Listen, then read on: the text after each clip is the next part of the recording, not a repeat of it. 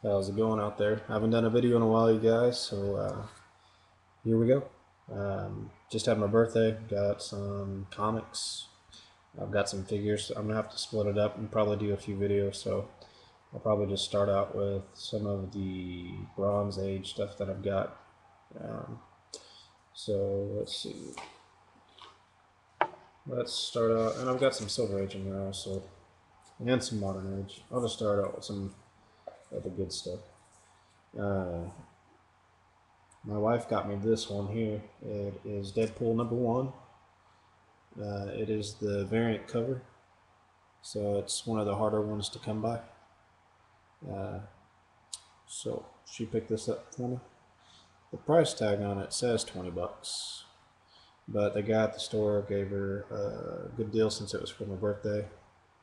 So thanks to Will at All Star Comics.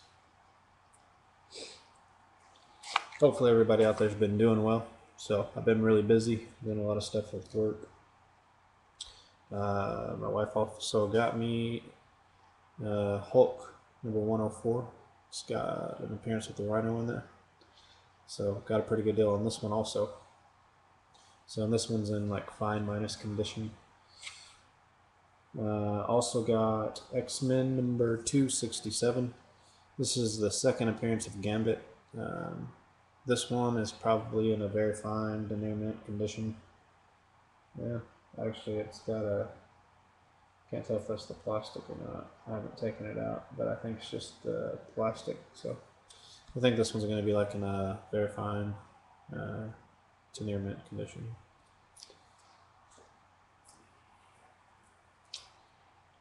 Let's see.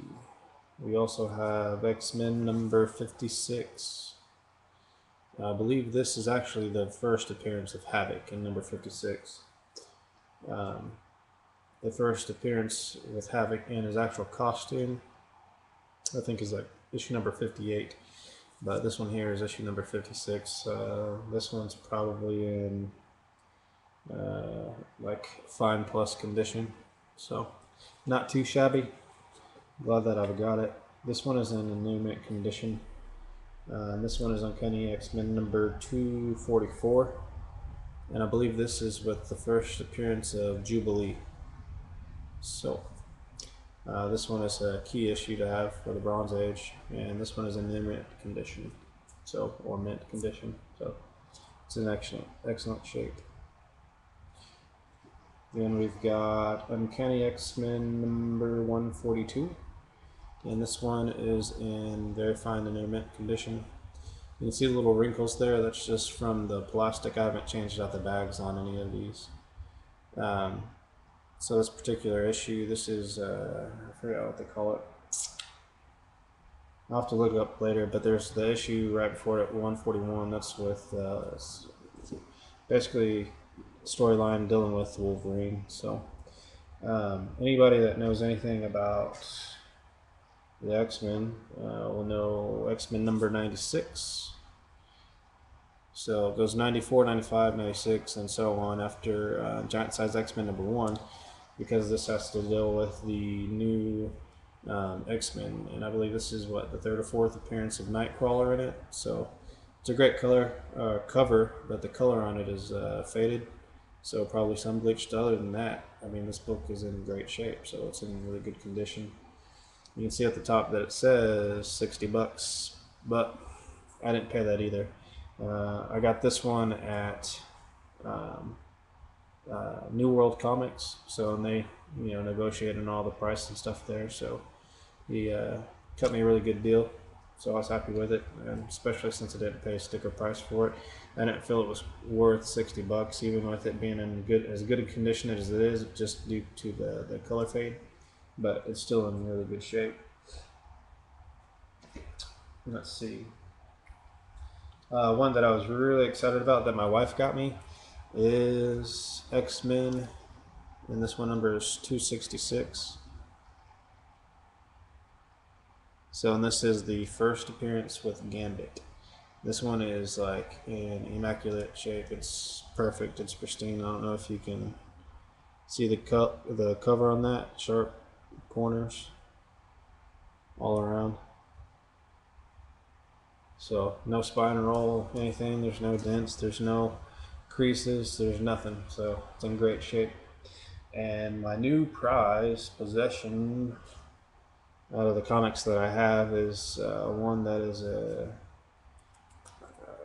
a key issue. And you know how I told you at the Uncanny X-Men, it goes to Giant Size X-Men #1, and then after that it goes into issue number 94, because you have all the reprints right before Giant Size X-Men #1 where it goes to issue number 94. So issue number 94 is the first new appearance of all the X-Men. That's right. Got it right here. So this one, if anybody knows anything about this book, this one is a expensive book to come by, especially in the grade that I got this one in. This one is probably in a VF Plus, Very Fine Plus condition. The color on it's great. The corners on it are sharp. I mean, it's a nice book, so I was happy to get it. This one I'll send off to have it graded. So I was really pleased to get this. It's kind of like Captain Hulk 181, except this is X-Men. So it's really an iconic cover. It's a book that everybody needs to have if you get the opportunity. I'm going to try to go quick because I have tons. I have hundreds of comics that I've got. So Falling Skies. This is off the TV series that's going to be coming out. So I just got the comic on it. So I'm going to read up on it. Just kind of have a head start, a good idea of what it's going to be about. Let's see what else we have here for you. We have Hallie the Hooters Girls. You have the foil signature variant that was done by Hallie, and then you have the regular first print. The deal with this comic is there's not a lot of them that were produced or printed out there. They basically went based off of the Hooters Girl, I'm not sure if it was like they're being threatened with, copyright infringement or whatever, because they didn't have permission to use, the Hooters logo or emblems or name or anything like that in this comic. So they pretty much had a one print, made their little variants, whatever, and then they had to stop making these just due to, the threat of being sued, which, hey, you don't have permission, don't do that kind of stuff. Yeah. But it makes that book, it's going to be a little bit harder to come by later. The prices on that, you can get it for pretty decent price right now, just because, it hasn't been really sought after. I don't think people realize, how little there actually are of that actual comic. So, but I've got one. And then this one is Guardians of the Galaxy. And this is basically the first Guardians starting their own series. So this is the Guardians of the Galaxy, and it's their first series start, which is with Marvel Presents Guardians of the Galaxy, or Marvel Presents #3. It's not their first appearance, but it's just their first actual solo issue, so whatever their solo series that started.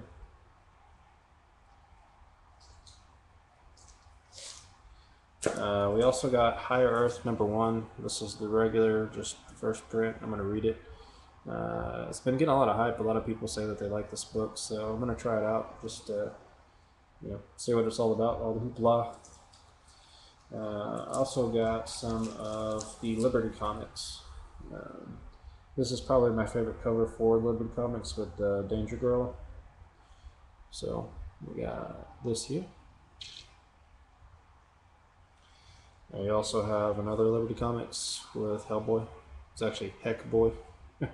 It's a really fun cover. A lot of these have really the same stories, they're just different cover arts. So, and same thing here with Kick-Ass. So, yeah, right here.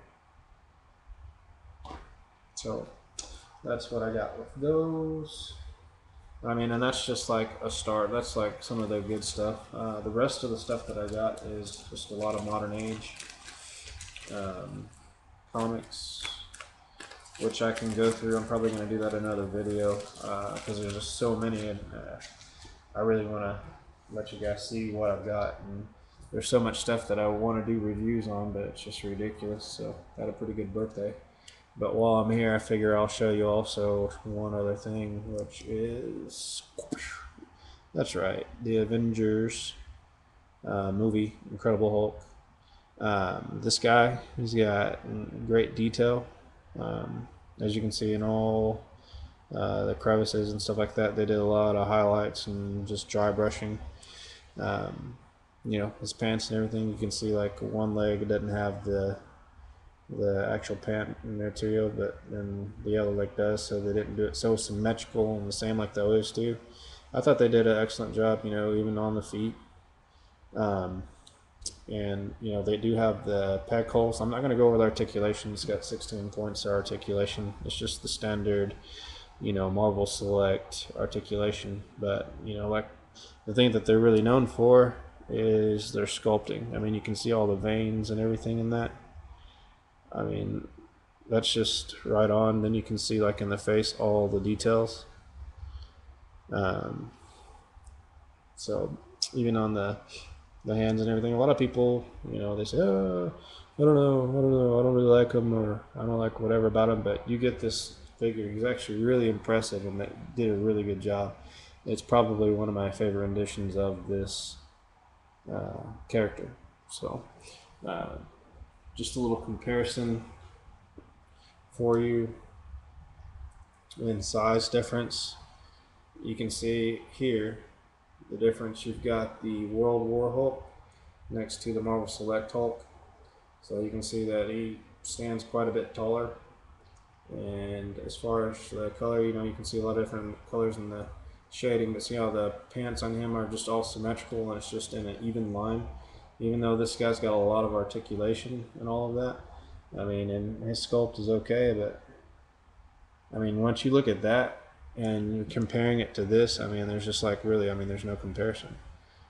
I mean, you look at that guy and you say, oh, well, it's not too bad. And then you look at this guy and you say, yeah, that's a figure. So I think a lot of my Marvel Select figures that I have, I'm going to take and get them out and start displaying them, put them up in a case instead of trying to keep them in on the card. I really don't care. I mean, these are like miniature statues that you can pose, so I really like them a lot. So as far as that goes, you guys, that's it for now. So that's just a taste of some of the stuff I got for my birthday. But as you can see, I have this huge box of stuff to go through, and 13 minutes isn't enough time to do it. So appreciate you guys for watching. Make sure you comment and subscribe, and be looking for my next video to show you the rest of what I got.